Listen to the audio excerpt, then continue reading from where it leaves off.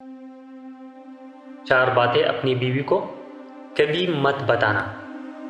پہلا، کبھی بیوی کے سامنے رونا مت، چاہے کتنی بھی تکلیف ہو، کتنی بھی پریشانی ہو، چاہے اندر سے کتنی ہی ٹوٹ چکے ہو، لیکن بیوی کے سامنے کبھی آنسو مت بہانا۔ دوسرا، بیوی کے سامنے اس کے گھر والوں کی برائی مت کرنا، کیونکہ ایک عورت جب شادی کرتی ہے تو وہ اپنا گھر چھوڑ کر آتی ہے، لیکن اپنے ماں باپ کو کبھی کوئی نہیں چھوڑ سکتا۔